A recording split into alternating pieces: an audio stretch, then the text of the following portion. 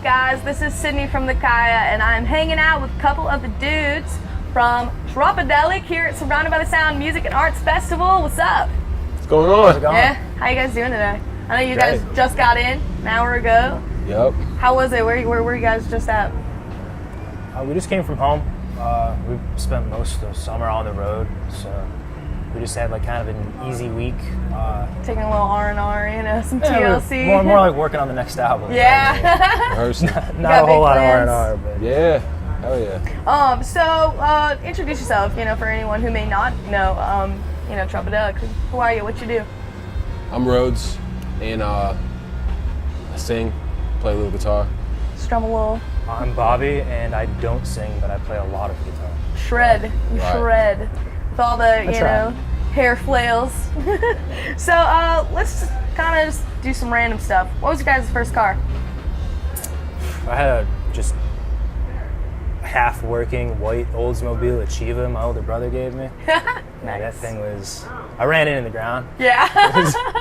Not that it was far from that. Yeah. Rode it until you could lay to rest. I had an '84 Honda Civic hatchback. Nice. It was rough. Nice. It was rough. Yeah. So what artists are you currently, you know, been listening to? What do you like to listen to, like on the road or anything? I've been listening to a lot of Billy Strings. He's like an up-and-coming bluegrass guy. Nice. Been listening to that new Eminem today that came out. I don't know, what are you, Bobby? Anderson .Paak's probably been like the biggest one for me that I've been listening to, other than, you know, all the regular classic stuff I grew up on, like classic rock and metal and all that stuff. But yeah, that like you said, the new Eminem album just came out, so I think everyone and their moms probably listening to that over the next couple days. But what was your guys' first job? I wash dishes at a lot of places. Yeah. A lot of places. I was a cashier at a Giant Eagle, which is like a grocery store chain up in the Midwest. Nice, nice. What's a dream like venue or city that you guys haven't been able to play yet, but hopefully will? Like if you had Red Rocks. Yeah? It's gotta be Red Rocks. That's Red totally, Rocks. that's a common one. I've gotten that a lot. Madison Square Garden is a pretty iconic one. Yes. Yes. I mean, honestly, you guys aren't far from it. You have been like just soaring, you know, going fast, you know, touring the, you know, entire country. You were recently, you know, at Warped Tour.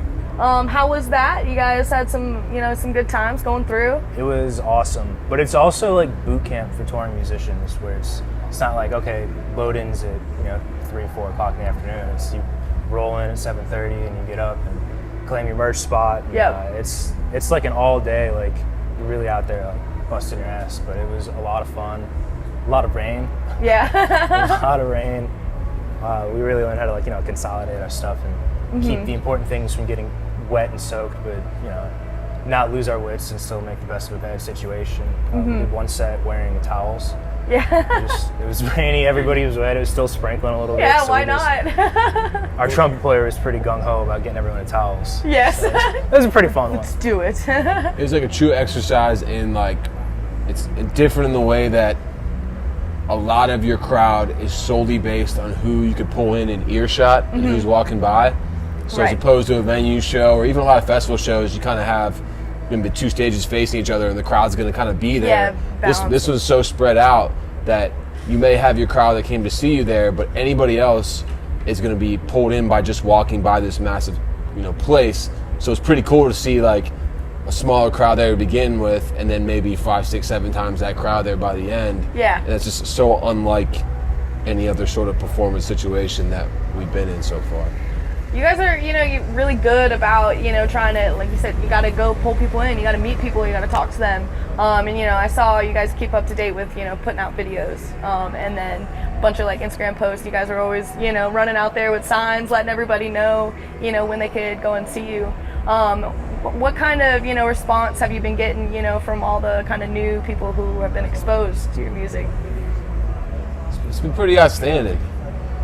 You know, a wise man once told me years ago that you can't be afraid to promote yourself, and like we take that to the nth degree.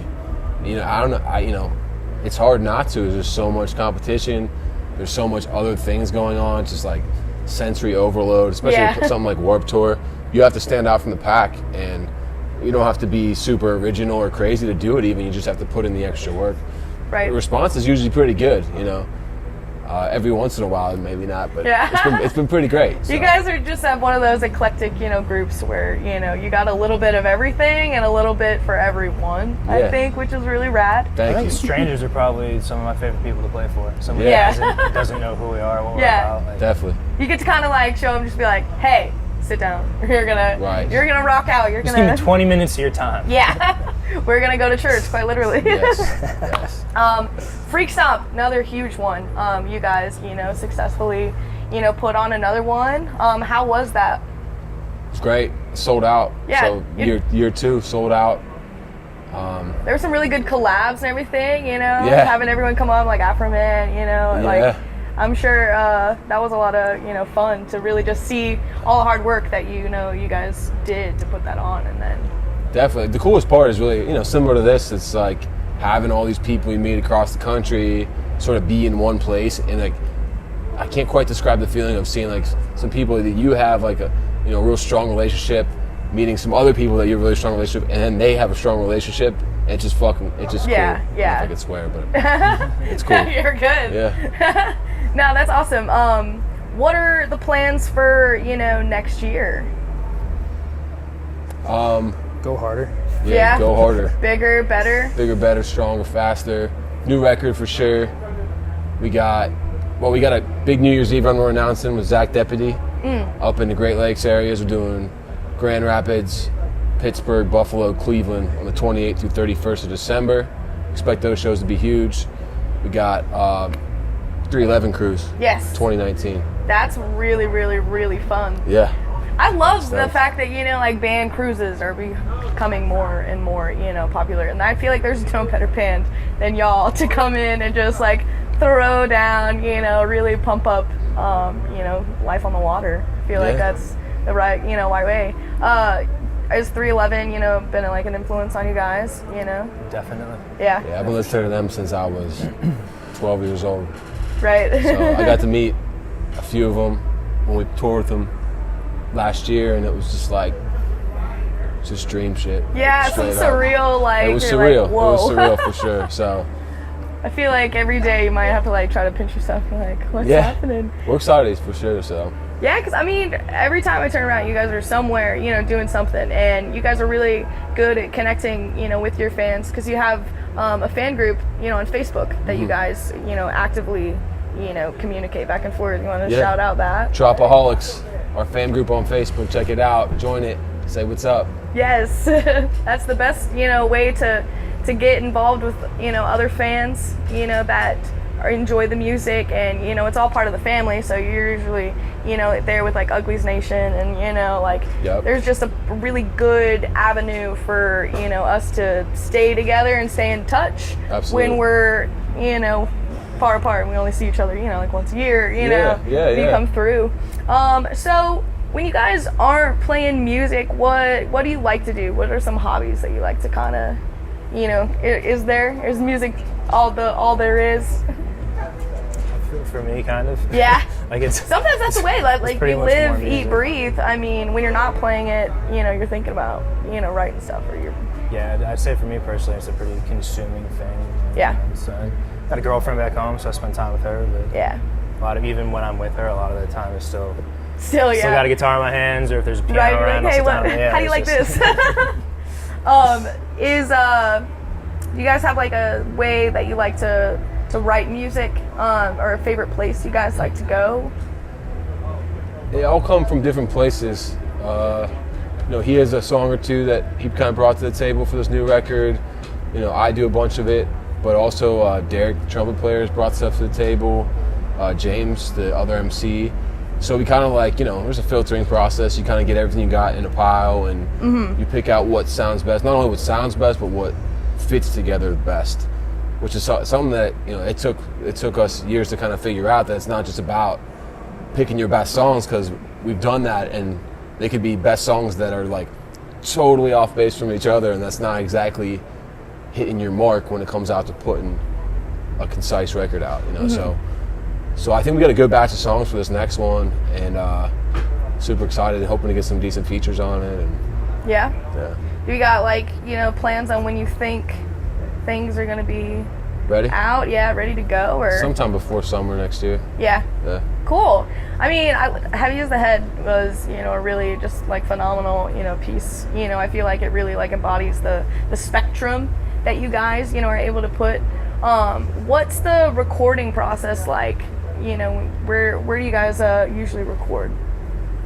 It's a place outside of Cleveland called RCR. Dude Carey there has just been like a super, confidant and friend for a long time, and he co-produces a lot of it too.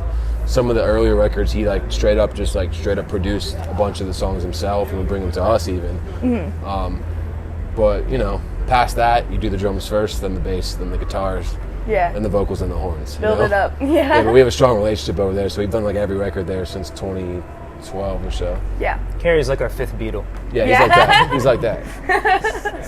It's all, it takes a village, to really keep everything going, because like all the moving parts, you need to make sure that, the support is all there for everyone. It's incredible to think like how we started off as just a handful of guys, and then now when you see us on stage, that's only like half the people that are working to make this thing move forward. I mean, there's the tour manager, the manager, we got a co-manager, we got a booking agent, we got some of those are our socials. It's just crazy to think how big the team's become, but they all have their role and everyone has to execute and to make everything keep moving forward. Yeah, that's what I really like to kind of get to give a platform for is the behind the scenes process. What it actually takes to put together not only a band but a touring band, a brand. Yeah. And I think it's really cool to give people that insight, because I think a lot of people, music is such a part of regular life that they just hear a song and they're like, they expect that it kind of just happens, Sure. and not that there was months and months of preparation. There was, different, writing. I imagine you kind of, pull inspirations from all over the place, at any time. Mm-hmm. But do you have any particular artists that either have influenced you like lyrically or maybe instrumentally? What you about it?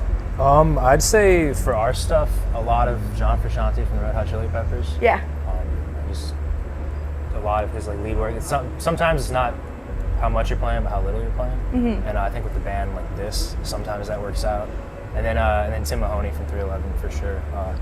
Just having more. I come from a heavier background, like a lot of heavy metal and classic rock, so being in the kind of reggae rock genre, somebody like Tim Mahoney who can, stay true to what he grew up on, heavy music, and still play this mellow, sometimes beachy style of music, I think makes him a huge influence for me for sure. Yeah. I know it's probably a difficult question, but what would be your favorite part of being, a musician, getting to tour around? And traveling's nice, but the people in particular, you can't put a number on the value of forming these relationships and just meeting all these cool ass people. I mean, I'm not even talking about just walking around at a festival. I'm talking about the guy at the gas station who's got a story that just runs deeper than the friggin' ocean that just blows your mind. I mean, stuff like that that's just they say it's compile memories, not money, and it's sort of like that. It's about the experiences that you can only get living in a van, driving around the country. Yeah. Sort of thing. What about you? I mean, that definitely, for Yeah. sure. I agree with everything Rhodes just said. And then being on stage is just, it's what drove me to do this in the first place. Watching people I looked up to be on stage, and just the rush of that is, there's no kind of high that compares to what it's like to be Right. Up there doing what you love to do most, but then to have those very people he's just talking about, that they really make that whole experience not just rehearsal in a basement, but Right. it's the back and forth, I think. And I even kind of hate the word vibes personally. Yeah. But, Kurt Cobain said, it was playing vibes with the audience. It's you're throwing energy back and forth. Mm-hmm. And it's just. And you guys are you're high energy. You're right from the get. You just are here we are. And I think that's really great for, like you said, when you have to rely on just using your sound to get people to kind of get drawn in. I think you guys have a way of sort of piquing that, interest, the moment they kind of start to hear, because you got the funk, and it just automatically makes people just start to groove, That's good to hear then, yeah. Yeah, no, so, I mean, everything you guys are doing, like, I mean, it's been really cool, to kind of see the growth, because I know the kind of, we've been able to talk, it was a while ago, probably like a year or two. Yeah. So to see kind of the progression of you guys, getting to just blossom into the beautiful Tropidelic flower that you are. Thank you. So how is kind of just juggling, personal life to being, in a different city almost every night? I imagine that could be a little tricky, maybe just communication-wise too, because, like festivals like this, you can't really get to... Yeah. There's no service out here for half of us right Yeah. now. So that's especially tough. In those situations, we've learned the hard way. Tell your girlfriend an hour before that you're not going to have service. That's a Tell pro your tip. girlfriend. Otherwise, pray for a landline. Yeah.